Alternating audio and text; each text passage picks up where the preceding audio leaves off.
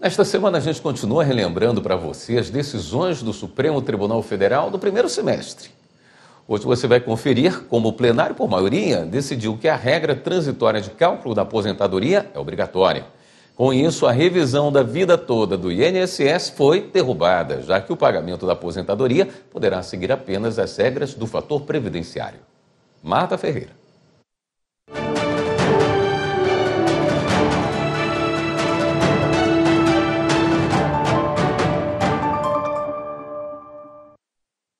As ações questionam dispositivos da Lei de Benefícios da Previdência Social.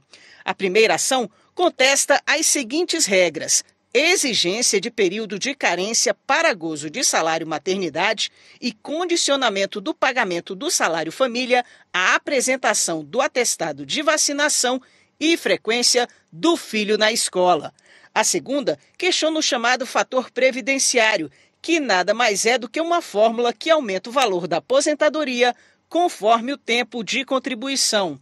O fator previdenciário foi criado em 1999 para incentivar o segurado a trabalhar por mais tempo. 10 anos depois, a reforma da Previdência acabou substituindo o fator por outras formas de cálculo. Só que ele ainda é aplicado em algumas situações. Em discussão, se os segurados do regime de transição poderiam optar pela regra do regime definitivo, caso a regra de transição trouxer prejuízos. O relator das ações, ministro Nunes Marques, votou pelo não conhecimento dos pedidos e pela constitucionalidade dos dispositivos questionados. Na retomada do julgamento, o ministro Alexandre de Moraes chamou a atenção para o fato de que a regra de transição do fator previdenciário já foi declarada constitucional pela Corte. Agora está em questão a forma de aplicação. Moraes, então, votou pela constitucionalidade dos dispositivos em discussão, entendendo que não repercute no recurso da revisão da vida toda. Eu concluo aqui no sentido de que é constitucional também, é constitucional o artigo 3º, é constitucional as regras de transição, mas não é possível a aplicação, ou, diria, dentro do próprio contexto da lei, deve-se dar uma interpretação conforme nos moldes do que nós já fizemos na repercussão geral.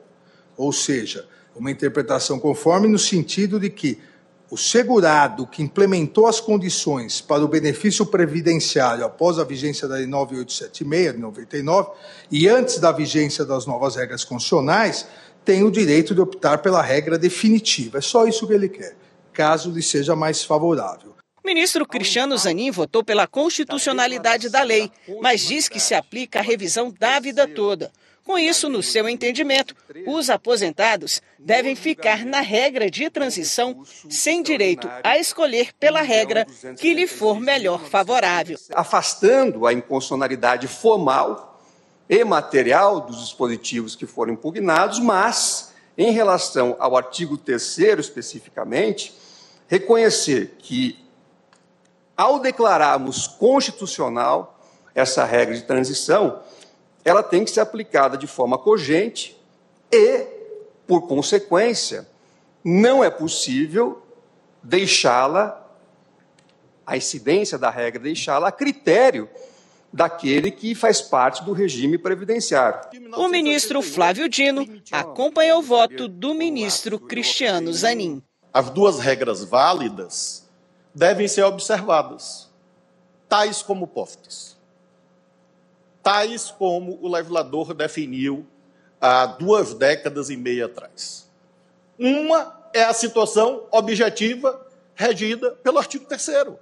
Outra é a situação objetiva regida pelo artigo 29. E não há ali nenhum suporte, tampouco na Constituição, tampouco no conceito de direito transitório, para nós criarmos um terceiro regime jurídico que jamais existiu no direito brasileiro. Sobre o salário maternidade, o plenário, por maioria, invalidou o período de carência para receber o benefício.